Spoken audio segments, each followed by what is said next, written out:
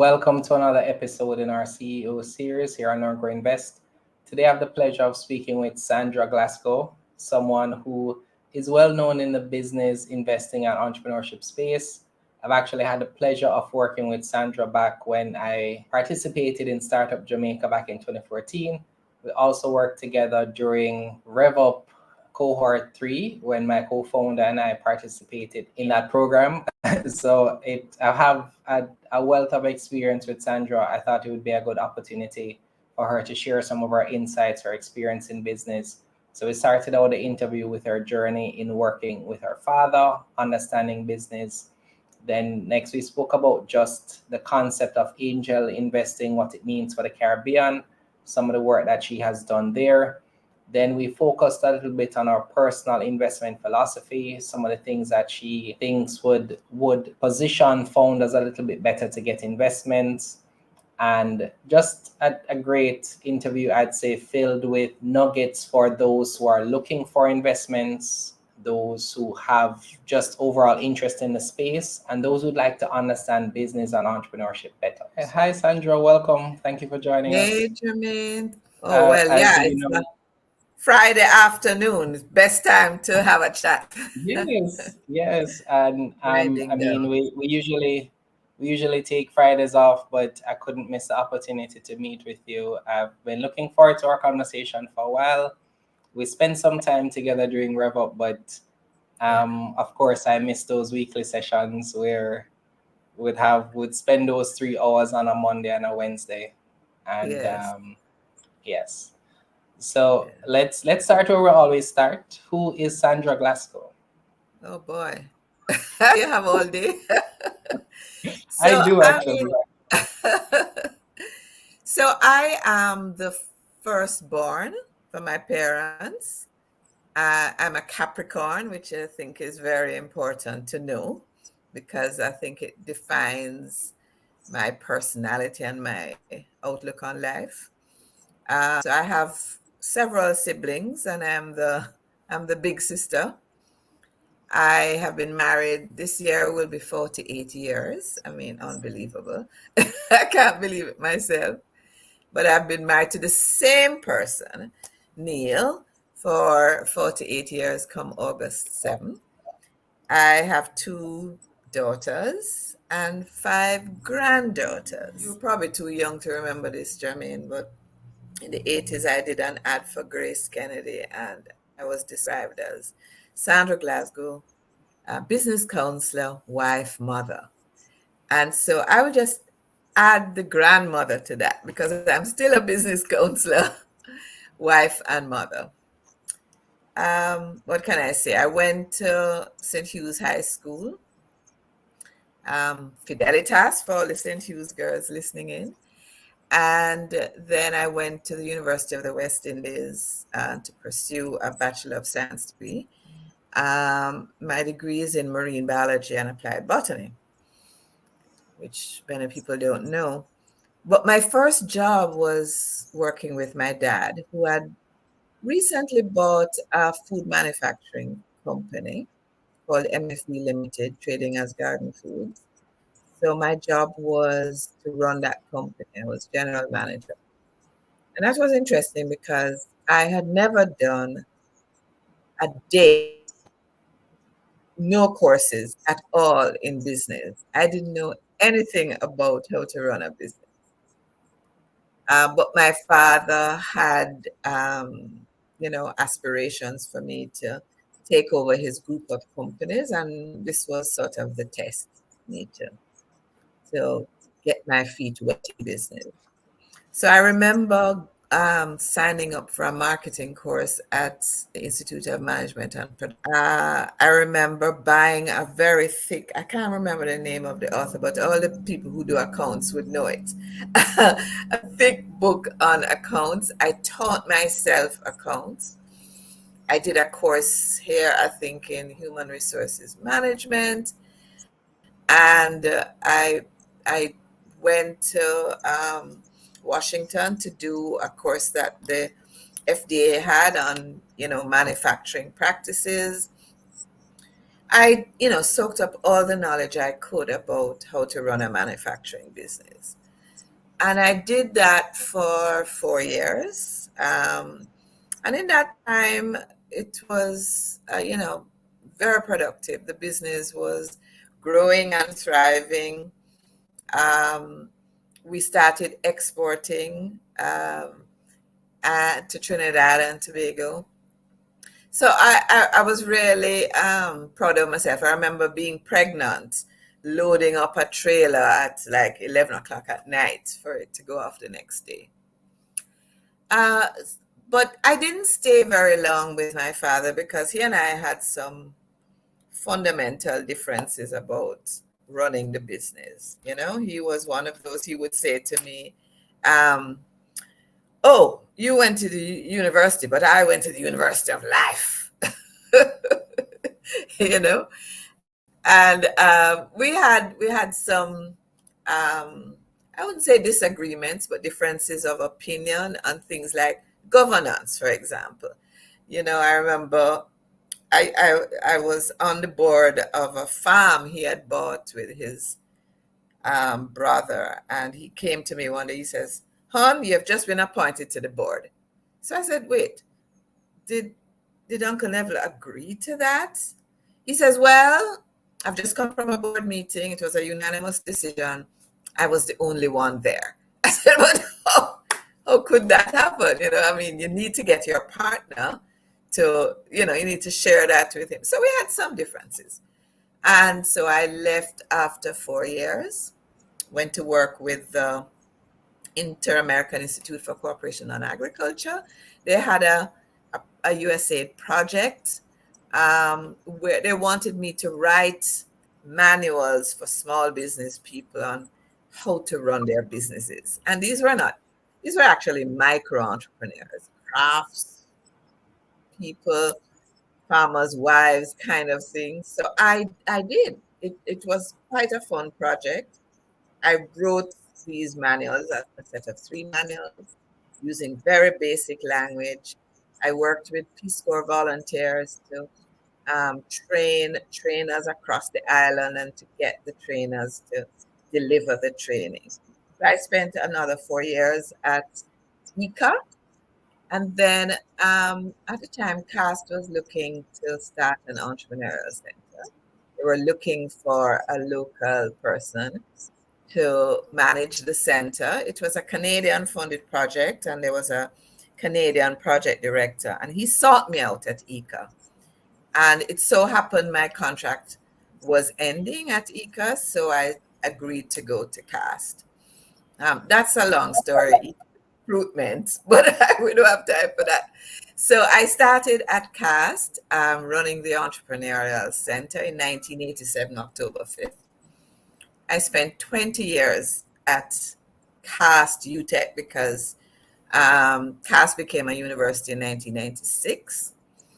I spent about, I would say, 10 years dreaming up the idea of starting a business incubator at the university.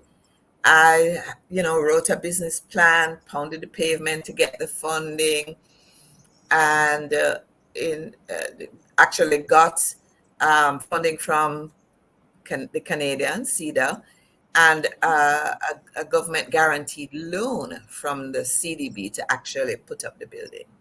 I'll tell you, I was the first person to bring a Chinese construction company to Jamaica, China Giant. And they bid on the project. They bid the lowest bid, and they built that building in 8 months. It was a phenomenal effort, very high quality. We opened the building. Prince Philip came to visit us before we opened, and we had a grand opening ceremony. Michael Leachin was our guest speaker, the then Canadian High Commissioner, John Robinson. So that was the Technology Innovation Center. I was involved in every stage of the process. I was project manager for the building. I helped, did the brief for the architect, everything. So that was my baby. And then a year after TIC opened, I was promoted to senior vice president in charge of corporate services at the university. That was 2000 and end of 2003. And I left UTech in 2007 to start as CEO for the private sector organization of Jamaica. Left PSOJ after 5.5 years to start my company. You know, we met when I helped the DBJ to get Startup Jamaica started, and then started First That, Angels and RevUp. that's And where we first met. actually, Yeah, we first met at Startup Jamaica. That was, I believe, the first time that I yeah, got to see just how much you cared about entrepreneurs, and just the effort that clearly went into that 1 week. You could tell that there were a lot that was happening behind the scenes just to get that 1 week happening. So absolutely, yeah. absolutely, yeah. So from Startup Jamaica, you said you went. What was the next step? What was the So next? when I left PSOJ, I started my consulting company, Bistactics Limited, Okay. and then in 2014, actually, while Startup Jamaica, while I was doing Startup Jamaica, Joe Matalan and I started First Angels, which is an angel investor network, which is still going on. And then in November, in 2021, really, I think, you know, the experiences we had at First Angels really suggested to me that we needed to do a lot more preparation for founders, because a lot of founders were coming in with very good ideas, but no clue as to how to run a business and scale it, you know? So I thought we needed a more intensive period of preparation. And so that was RevUp Caribbean. And we had our first cohort in November of 2021. And we're on our fourth cohort now. Yes, yes. So I was a part of cohort 3. Great Where? experience. Yes. Felt like so for me, who is someone who actually started similar to you, where when I was 9 years old, I started working at my father's business. He had a retail company selling just wholesale items, but by the age of 11 or 12, I was given the responsibility to run the operations while he was, running errands or doing other things. I remember for 1 week he was out and I was in charge. So I'm like a teenager having to direct adults and suppliers and debtors.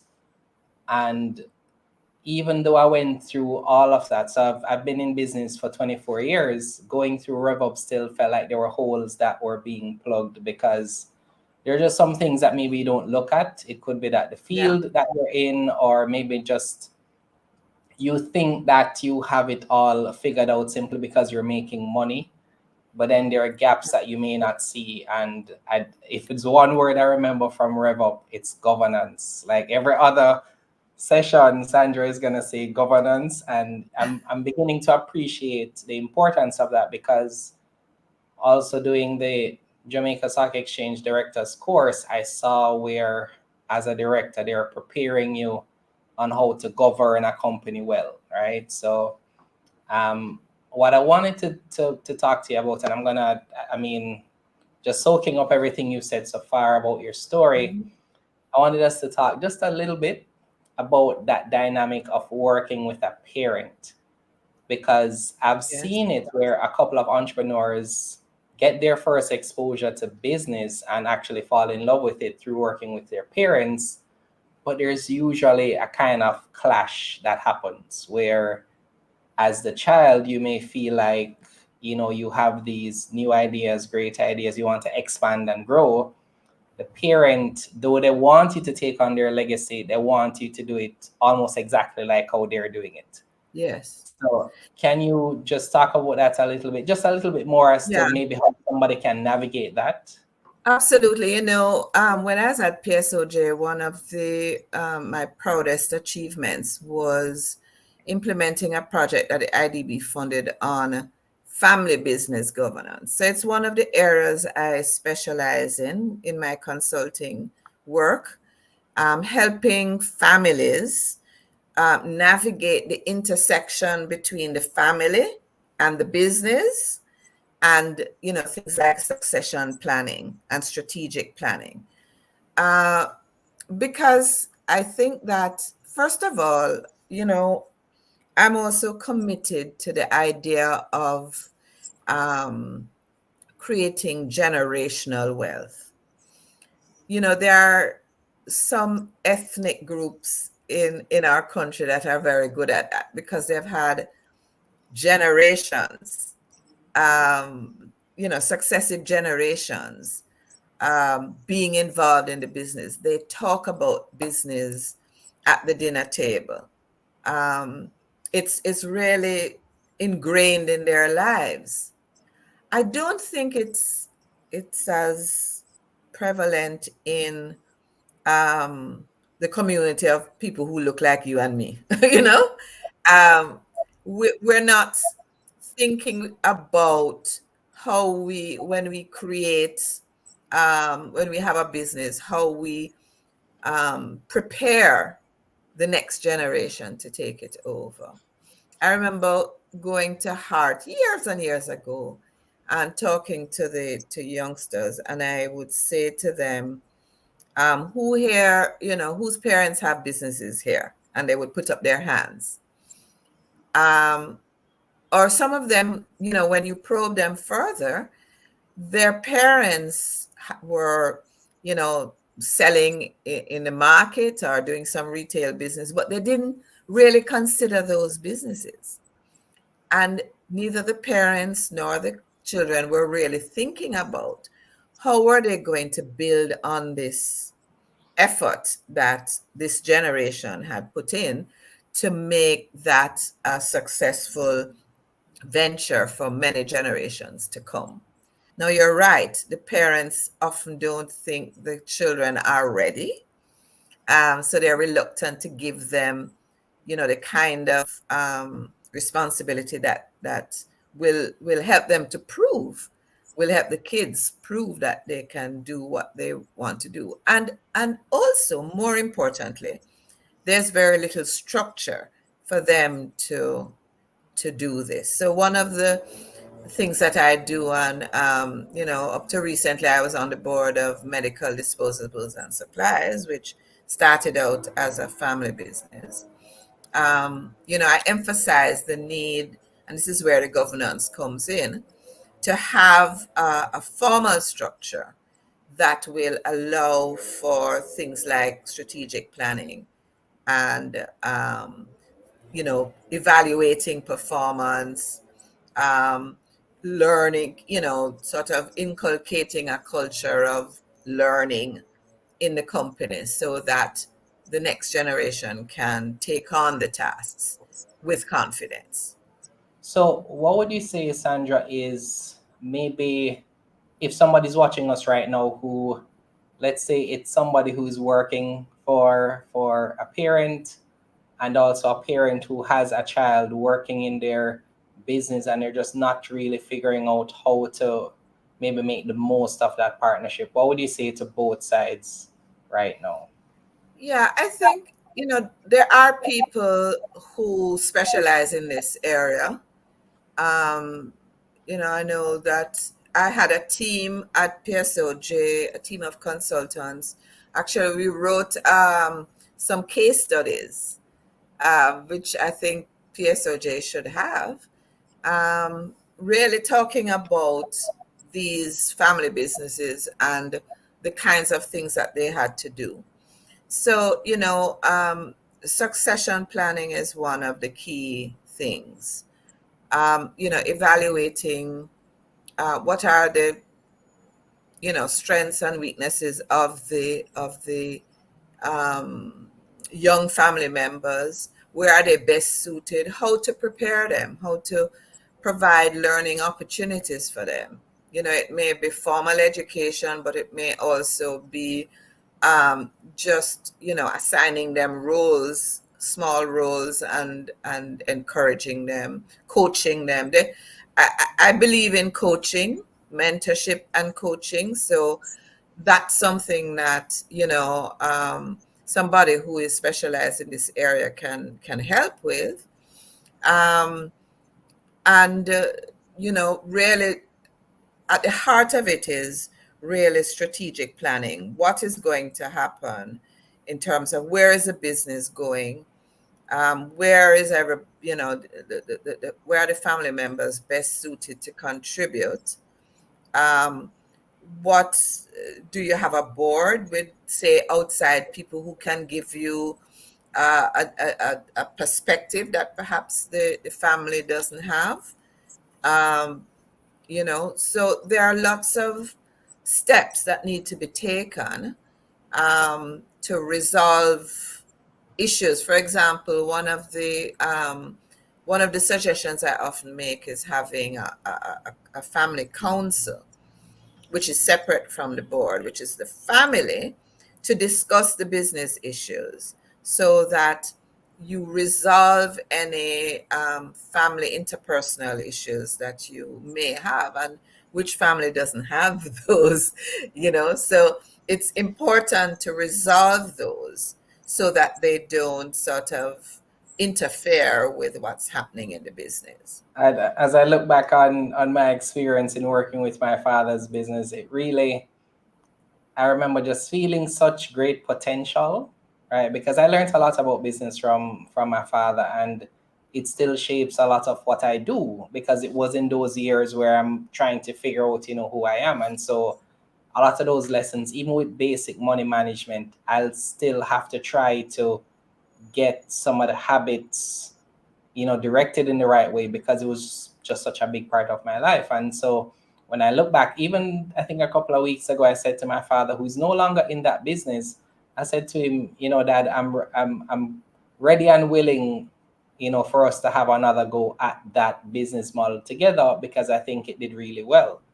As you know, retail is, high volume, low margin, but he knows the business well. He has over 40 years experience. And so in my mind, if we find, if we just kind of build a business around it, find the right location, find the right structure, then, we may be able to do something with that. Yeah. Um, and what I felt like at the time was, if he paid attention more to the numbers, then he would be able to see. Because in my mind, I'm like, okay, this is not a high margin product. Why do we need it? I mean, he would always say, of course, that he wants to get the things that persons may need in the different seasons, etc. But I just really wish that we could have worked together better, instead of just feeling like, we're always kind of going at each other. So yeah. Yeah. And I mean, I had very similar experience. As I said, I had not studied business, but I had to learn some principles when I was taking on this role. And so it was, I'll tell you, I would give my staff instructions on what to do. And he would walk in through the back door and give them opposite instructions. So I Yeah. mean, it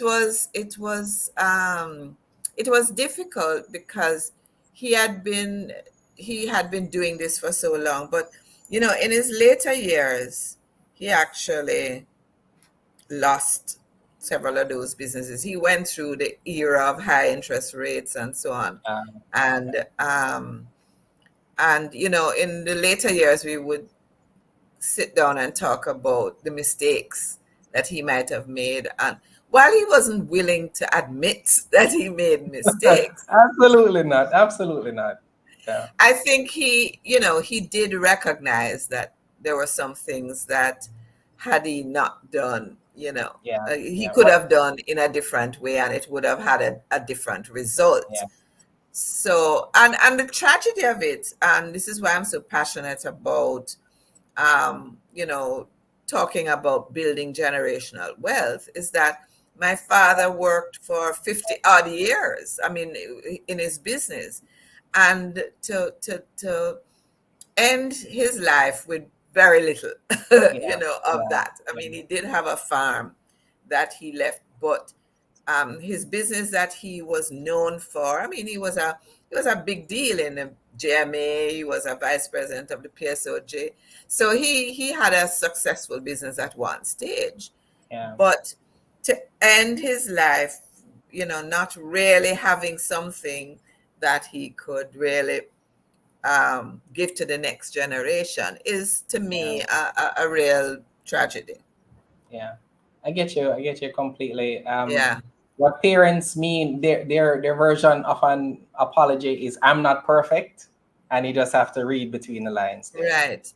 But I have met parents that are willing to hear out hear out the kids, Yeah, and hear out experts, and do what they can, because their primary goal is for this yes, business yeah. to succeed. All Yeah. right. Yeah. So I wanted to, so a couple of things in terms of roles that you currently have that I wanted us to zoom in on a little bit. So you'd have started First Angels a few years back. So I wanted to take it from the first. I want you to just give us an overview of what First Angels does, what it's about. And then I'll ask you some questions through the lens of an angel investor. So, I mean, one of the big constraints for startups in Jamaica and in the Caribbean, in the world really, is the lack of what I call smart capital for people who want to start businesses, and particularly businesses that are innovative. You certainly can't go to the bank to get financing.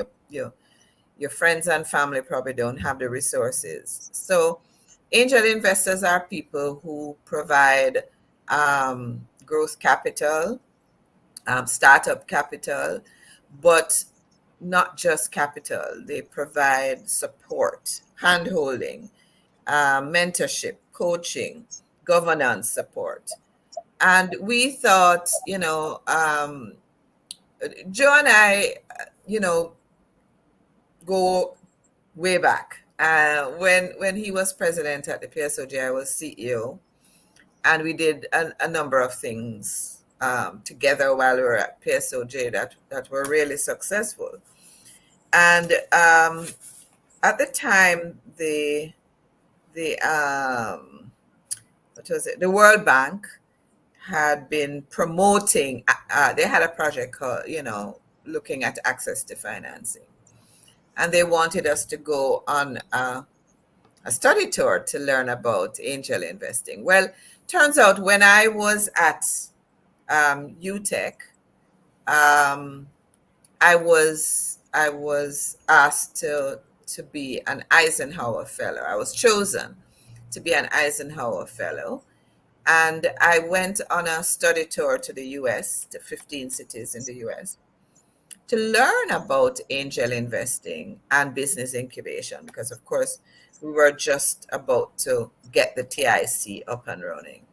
So I had had a lot of exposure to angel investors.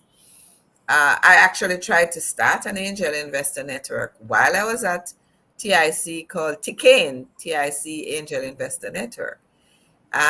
It was an idea whose time had not come back in 2004.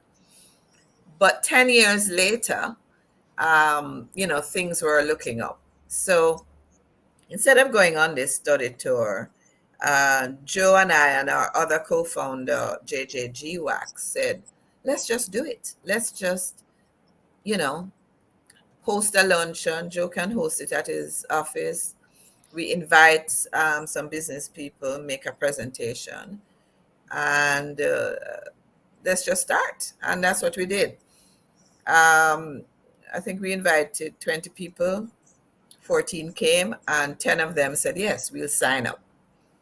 So we started First Angels in 2014 with 10 members. And we started looking for people. And actually, at the time, just about that time, we were doing Startup Jamaica as well. So we had people pitching to us, and I was coaching them, getting them ready to pitch. And we made our first investment in DRT Communications in 2015. That year as well in Turner Innovations. They invented the soil harvesting machine. There was a Startup Jamaica guy, DeAndre Fraser, I don't know if you remember him, who had a company called Billadex. He was doing Yes, I a remember. ticketing app. Yeah, so we've actually, over these years, got well over 600 applications. Wow. We've Do you had, remember how many investments you've made and maybe the oh amount yeah, of money you've we have invested? done 24 deals in 13 companies. We have invested 3 million US dollars, Wow. and we've had one exit. That was Quick Cart. And so we still have, now we have what I call some zombies, companies that we have invested in that haven't really gone anywhere, maybe not, are not even operating. But as I said earlier, in 2021, well, before that, we started reflecting on why these companies weren't growing at the rate that they should have. And we came to the conclusion that they needed more preparation. So I, I, that led to I RevUp. remember, huh? And That is that was why we started RevUp. So okay. RevUp is meant to be a funnel for deals.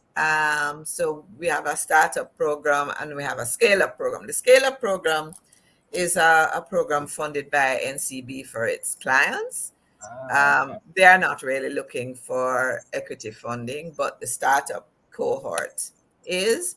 And we have actually had 14 of the RevUp alumni pitch to angels.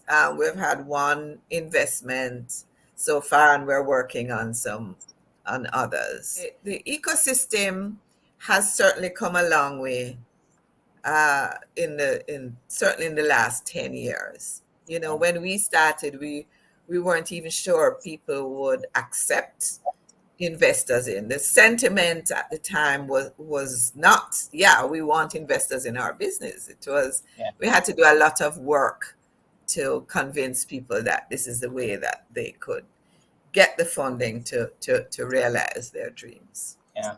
So I have 3 questions about the whole concept of angel investing. So I'm going to ask you 2 from the position of you, the angel investor, and I'm going to ask you 1 from the position of maybe somebody considering angel investment. So I would say, as an angel investor, what would you say you're looking for? Maybe 3 things you're looking for in a company, regardless of industry, that would make that company attractive for you to invest. We have learned that the first thing to look at is the person, the founder, right? I always say, when an angel investor invests in your business, it's like you're taking on a partner, a spouse. It's a long-term relationship, and you'll have to work closely to achieve your common goals.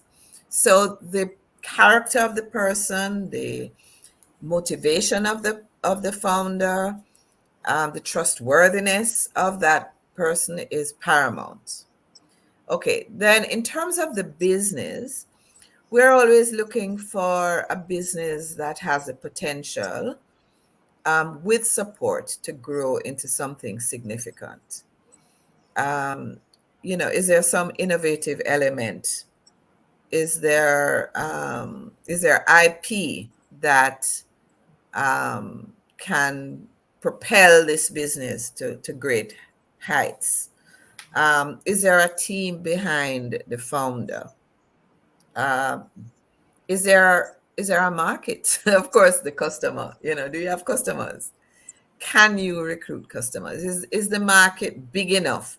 The market that you're targeting. What market are you targeting? Are you clear about that market that you're targeting? Is that market growing? Can you actually capture a significant, a share of the market that will allow you to grow? And it doesn't have to be a big share, because if it's a big market, a small share of it can do it. But is there what's the technology behind the business? Is there somebody on your team who has that expertise to know how to build the technology and to maintain it? I would say as well. Did you say how many things have I? How many things I've said? The market. That's the three Well, things. the founder, You the said the market, founder, the business model, the market. So right? yeah, and Business you model, mentioned the customer as well. So right? The business model for sure yeah. is critical. The other thing is, how much money are you looking for, right? Can you because one of the things we have learned is, don't give the founder too much money, because it's going to disappear. So we have actually been using what we call the added value funding model, which says, give me some milestones, some targets that you want to reach. Maybe it's to get you to, being cash flow positive. What are those milestones, and how much money do you need to get you there?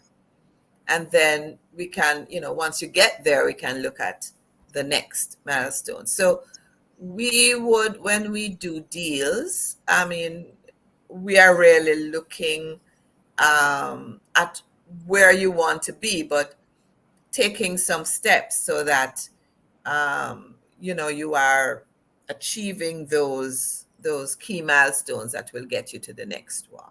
So what would you say, again, as an angel investor, what are some of the mistakes that founders make once they receive investment? So you've maybe agreed on a number. Let's say you give a founder 10 million, 20 million, 50 million. What are you seeing as some of the reasons why they are mismanaging that money? This is why, for example, as you know, in RevUP, we talk about planning, having some kind of plan so that you can tweak it. Of course, it's not going to be set in stone, but really having a roadmap for where you want to go. I think when I talk about the founder and really looking first at the founder, is this person, does this person take advice, right? Because sometimes, and I've encountered founders who think they know it all, and they don't really. So are you open to taking advice? Everybody that we have in our network is there for the right reason, to help you realize your vision. But if you're not willing to listen and to take advice, then, and you're going to go and do your own thing, then that often doesn't end well. So being able to listen, take advice, have a mindset that I can learn from others, being able to communicate effectively, um, being transparent in what is happening. I remember with one of our portfolio companies, things weren't going well, and we didn't know. Well, first of all, the board wasn't meeting as often as it should, because the founder would always find some excuse why the board meeting shouldn't happen. And by the time we learned what was going on, because the founder didn't want to give us bad news, right? So we always say, give us the bad news, be transparent about what's happening so that we can help you to overcome whatever hurdles you're facing, you know. Um, Also, I know, when we do RevUP, everybody's afraid of the accounting module, right? But it's so important to know what's happening in the business, right? You can't know what's happening in the business by how much money you have in the bank. It's,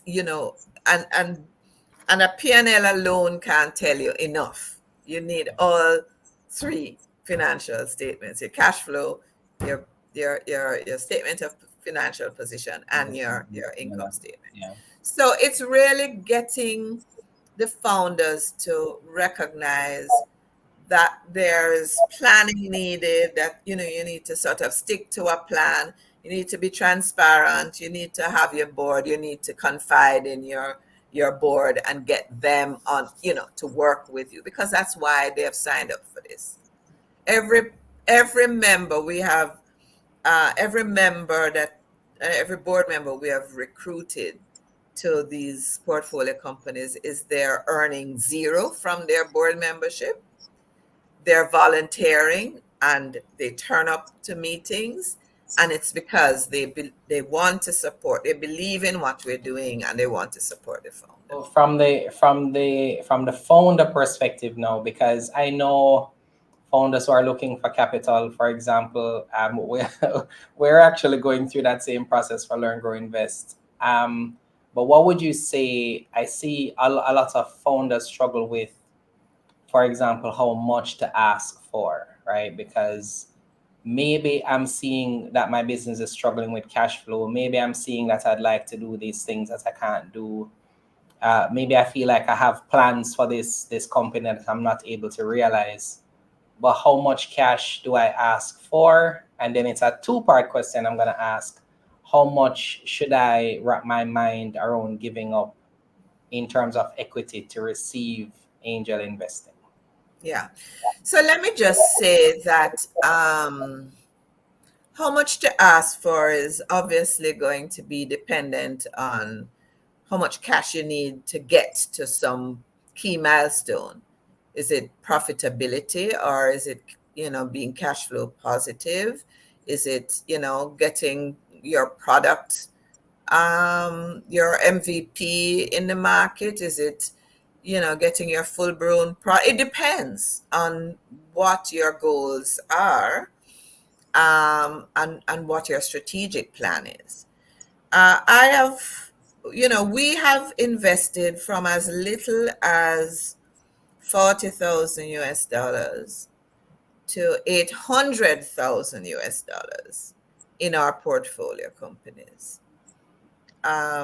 Maybe in, multiple rounds. I think the highest amount we have done in any one go is probably 350,000 US dollars. So we are flexible. We are flexible, and certainly one of my jobs is to work with the founder to define what's needed.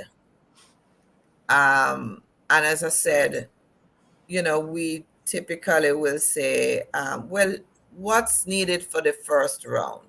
Now, I'll tell you, the big problem we have is that founders are way more optimistic about what the business will do than we tend to be, and we are right every time.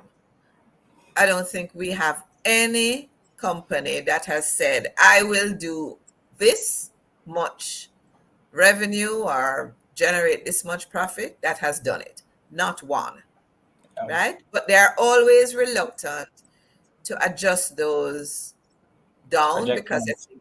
it's going to affect their valuation, right? That's a concern. That's a concern because what and I see this with a founder right now where he's concerned, like he had the opportunity to raise capital, and his concern is he's not able to get so he was offered some capital, and he's like, well, it's not the valuation that he wants, so he's gonna work on the business somewhere and then get the capital. In my mind, I'm like, yeah, if you have the opportunity to get capital now that will help you, that is patient capital versus debt, why not Absolutely. go with that option? Because in my mind, debt is gonna take cash out of the company, whereas equity allows me to develop and grow the business in a different way. So I have actually also offered to founders, listen, if we agree on this valuation and you actually achieve your targets,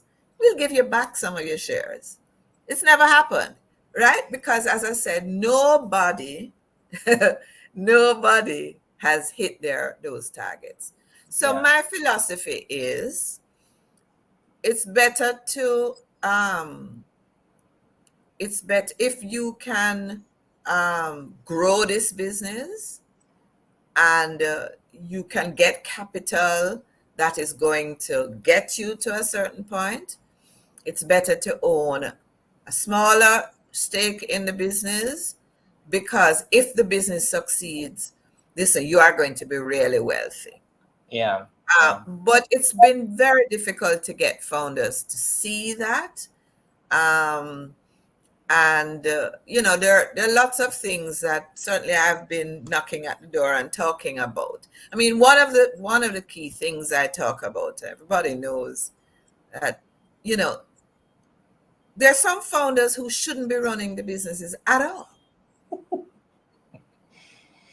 yeah, yeah. And we are actually reluctant to fire CEOs.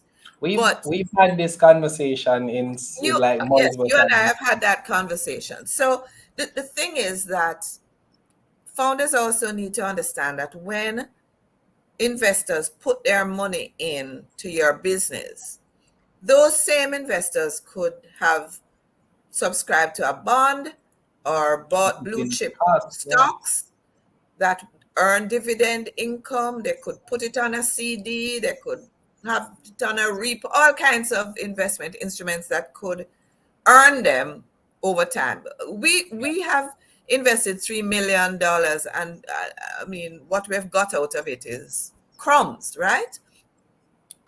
So the thing is that it's really a hard concept to get across to yeah. founders, The, that you have an obligation to grow this business, to give your investors a fair return on yeah, their investment. They are working with you to help you to get to that point where you can generate that exit for them. But if you're not prepared, if you're not recognizing that that's your responsibility, yeah. that's your responsibility to do that. So I mean, Do you if I think had my way, some of the founders would not be running the businesses because they're do you just incapable of taking it where it needs to go. Yeah. So I still want to rephrase the question because I'm not sure that I want somebody to be able to take, a clear answer away from the Yeah. question. But do you think that issue that you're describing that we're talking about, I think it comes down to trust, because I almost get the impression when I speak to some founders, there's a mistrust for the persons bringing the capital. All right. I don't know if it just is Yeah. maybe I mean, brought down to one word. no, trust is critical. I always say trust is at the heart of angel investing. If there is mistrust, no point going any further. Yeah. Okay. We have worked hard to engender that trust, right? But another thing, I think the key thing is competence, Jermaine. Competence. And that's why we have RevUP. Because if you are not competent, if you don't know how to run a business, if you don't have a learning mindset that, as you said earlier, you've been in business for 24 years, but there are things you are Yeah. still learning, right? You have to have that learning mindset. If you don't have that and you think you know it all, then angel investing is really not what you should do. If you don't, if you I mean, we have structures to make sure that people are, people who sign up. Um, but first of all, most of our investors are passives because there are only two investor directors on each board. So Okay. for somebody like Joe or me or Wayne Sutherland or Douglas Orain, who have or Jackie Leckler, who have invested in many companies, we can't be on all of those boards. So we have somebody as a proxy, somebody we have chosen very carefully who has the competence to support the company. So Okay. if there isn't trust, it's not going to work. It's not going Okay. to work. So I wanted to redirect again to the same question, right? So if again, as a founder, just so that we're clear, I mean, how do I kind of wrap my mind around the first piece? How much do I ask for? And that piece where again I'm trying to wrap my mind around how much is the right amount to give up. So I know we kind of answered it sort of indirectly, but I wanted to just kind of make it so that it's Yeah. clear, so that they It, leave from this part of the conversation being okay, yes. this is how it should be. Yeah. So in terms of how much to ask for, it depends. That's all I can say. Depends on Okay. what the business needs to get it to a key milestone that you want to, a goal you want to reach. Okay. I And then should how say much First should be given? Angels has no minimum and no maximum. Okay. So our network is we are the people to talk to. No, we don't invest in every business, right? I get proposals all the time. I want to plant some crops. No, we don't do that. Or I want to put up an apartment building. No, that's not what we do. We support startups who have some innovative product or service to that's going Yeah. to be able to grow into something significant. Um, so the question was how much to give up. Yeah. And again, it depends on what your valuation looks like, right? Um, how much you need and what your projections, which is why I said a lot of people bulk up their projections to say, well, I'm going to get to that. But we discount those because we know you're not going to get there. Yeah. Yeah. Okay. Okay. So I would say the key thing, and with the added value funding model, you are only giving up in relation to that tranche that you're getting, Okay. right? And so at each tranche where you're selling shares, you are giving up more of the company. Um, but if you're not going to hit that first milestone, you probably won't get the next tranche. Yeah. So, Yeah. you get a lot, certainly for first angels, you get a lot of help. If you're in RevUp, you get a lot of help to help you work through those issues.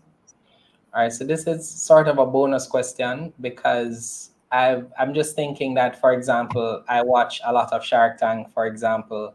We'll see stories of founders in the US. Do you think Caribbean founders maybe have a skewed perception of how much they can get, how much their business is worth, with shows like Shark Tank and maybe some of the stories they'll see of companies in the US? Absolutely. A lot of people are looking at what companies in the US are doing, or people are getting on Shark Tank, or what they're giving up on Shark Tank. Um, the difference is that those people are operating in huge markets, Yeah. and also there's lots of support that those founders can get. They can get um, low interest loans from the SBIC. It's a whole different ecosystem in the US. So it's hard to be able to make those comparables. Um, you know, if you are building a business in the Caribbean. Okay. All right. So I wanted to. There's so much I want to ask you, Sandra, but I'm gonna try to maybe contain this section. I want to get into your mindset as an investor, right? Because our channel is Learn, Grow, Invest, and I want to see now. So Sandra, the person, how do you make personal investment decisions? Because I get the impression that you've invested in countless companies. I see you as I learn more about the stock exchange, the different boards. I see you, especially every time that I'd research NCB. And so, what are you looking for? What would make Sandra, you know, take out our own money and say, yes, I'm going to invest in this product or service or founder? What are you looking for? Let me make a confession. I was telling somebody yesterday, I tend to fall in love with founders, not literally, not that kind of love, but I really have a passion for supporting startup founders. And I have invested in way too many that have not really have disappointed me in a number of ways. But if somebody has a product that I believe in, if they have the kind of character that I think if they're trustworthy and I think I can work with them, I probably am too quick to support them, is what I would say. So, and my husband reminds me all the time that I am not that young and that I need to preserve my capital for my retirement years.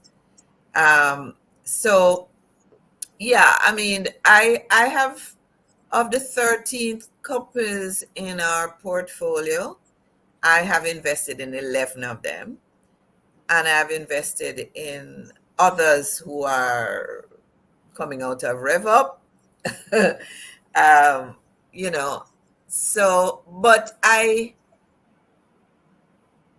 really, really, really believe that we need startups. I want to see them succeed, because the other thing is, as I was even saying to somebody this morning, that Joe and I started this angel investor network 10 years ago this year. It's going to be very difficult for me as a person who tries to recruit new members to bring new members into the network if we don't have companies succeeding, Yeah. right? And I won't be able to get members of the network to invest in companies if we don't have exits. So I'm always reminding the founders that, listen, your responsibility is not just to this company that you've got an investment in, it's to the whole ecosystem. Yeah. Because if First Angels goes away, that's going to be a huge hole in the ecosystem, right? So I would say that for me, I mean, I try to be an investor with a diversified portfolio. Of course, I have my stocks and my bonds and those kinds of things. As I've got older, I'm taking I'm Yes, risk. moderately risk-taking. But with my startups, I am Yeah, crazy. it's so interesting because when I It's the think about riskiest. when I think about your portfolio, I'm like, should Sandra really be taking on this type of, because No, I startup should risk, not. what persons don't appreciate is that startup risk. And this is me speaking as a founder as well, because I'm Yeah, fully, I said to somebody just this week that this year is almost like a make or break year for Learn, Grow, Invest, because this is a year where I think we're going to prove whether our model works or not. And I say that understanding that startups fail, right? Startups, like, things can happen, COVID can happen, other scenarios can sure. happen, competition can happen. And so your business may not be successful. And so that's part of the reason why when I think about even receiving funding from somebody, in my mind, I'm like, they're taking such a risk in that same capital that you mentioned. They could be doing something that's a lot more secure. They're investing in a company that's not proven yet.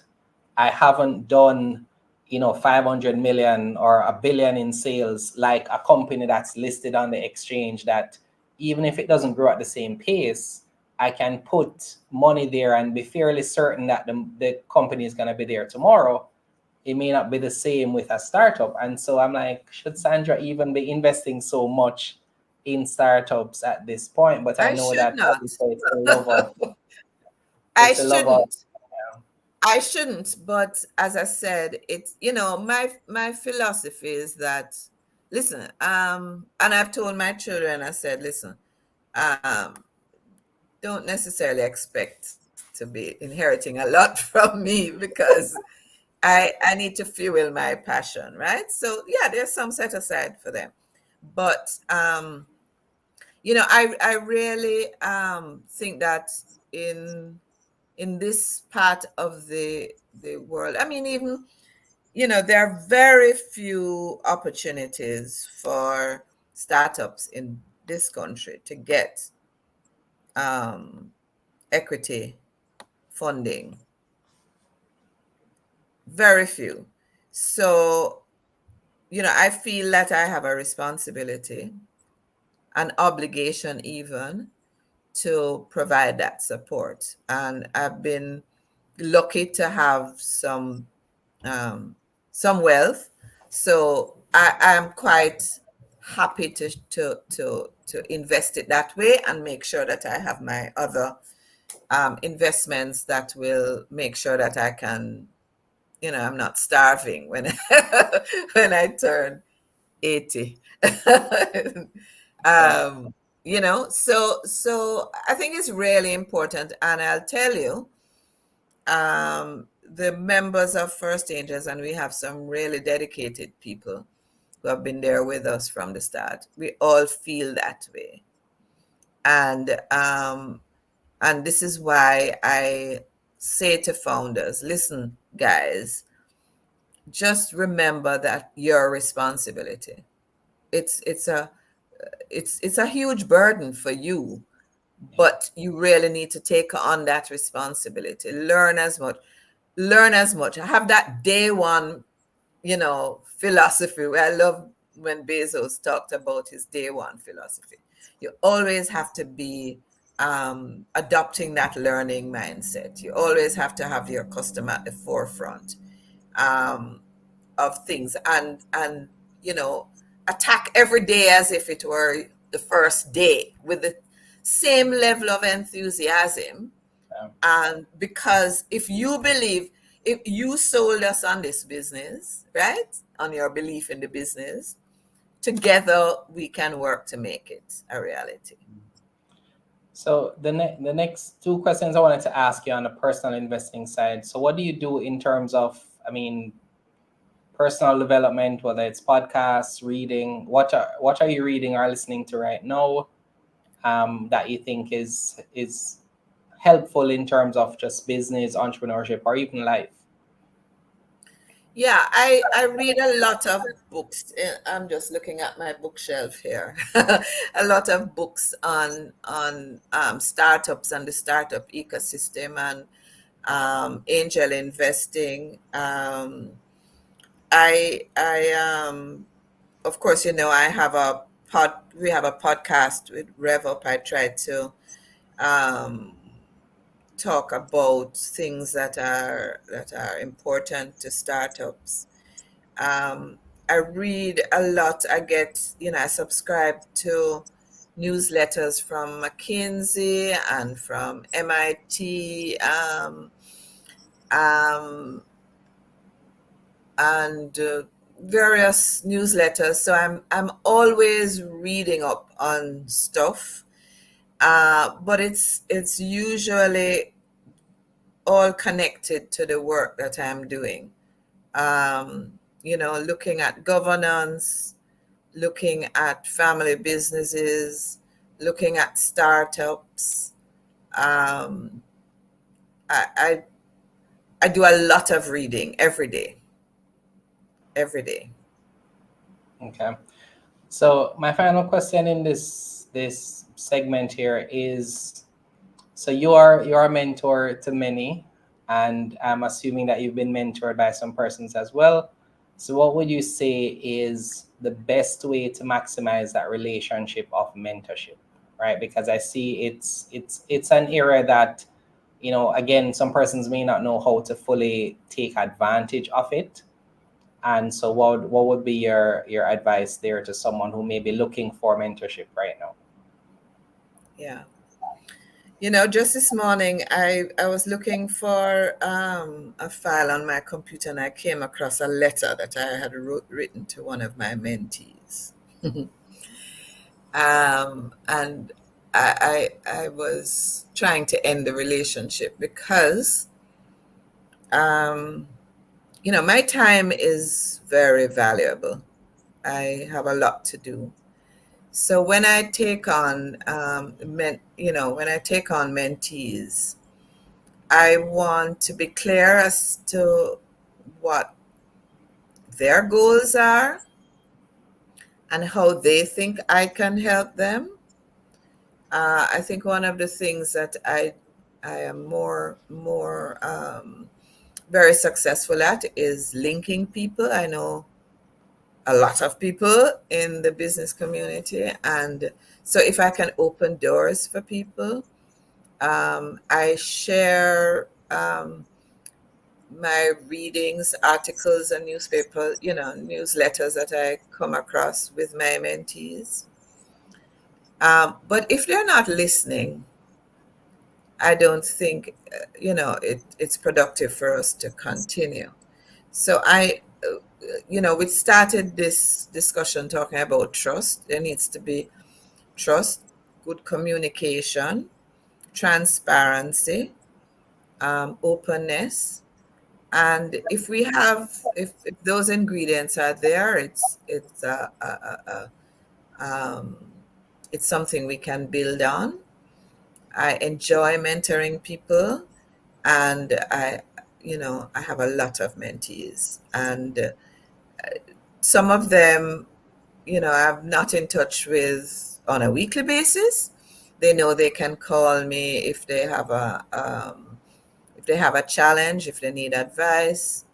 Um, I even look to some of my mentees to give me advice sometimes. So those kinds of relationships, and the people that I've mentored will tell you I will go, you know, beyond what I probably should be doing to support them personally, um, because I believe in them.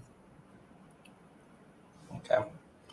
So if somebody right now, for example, not necessarily for you, but let's say that they look at somebody who is successful in business and they want to have them as a mentor, what would you recommend as the next step for them? Do they just simply reach out, send a cold email or DM, and take it from there? What would you say is the best way, or the best way I to think the secure a best way mentor? is to be introduced.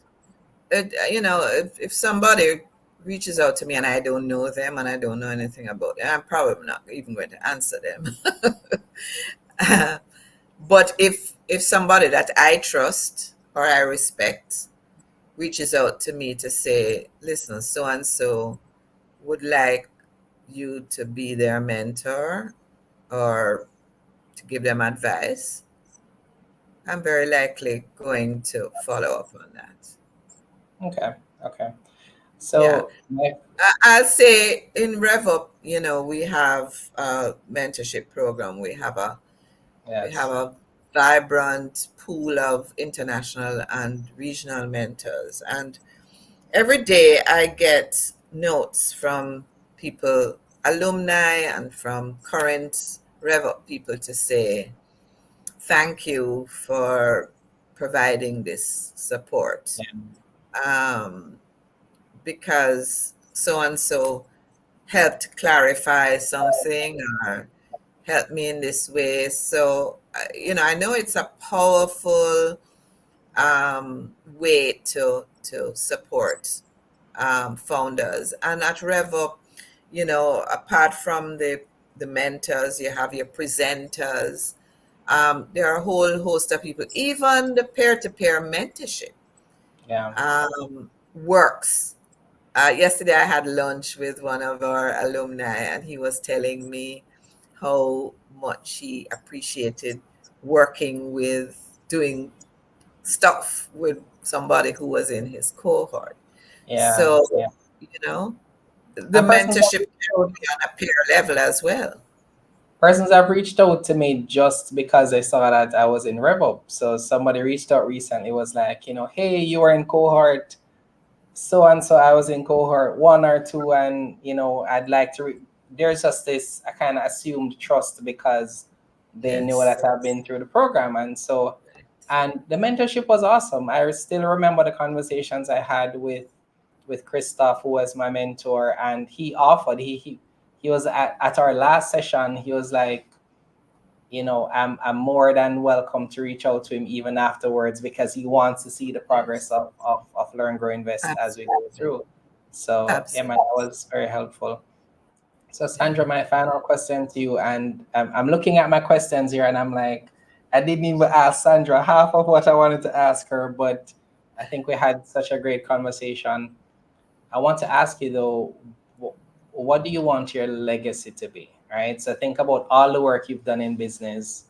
If you could sum that up maybe in a few sentences, what would you want people to remember most about the work you've done, especially for entrepreneurs, founders, investors, etc.? What would you want if your answer to this question is the only clip that people are able to see of you 50 years from now, 100 years from now? Jermaine, can I read you something that one of my mentees from years ago wrote me? If you Yes. just give me a sec, let me get it. Yes. I have it framed. It's a handwritten note. And he says, you wonder what your true purpose is in life.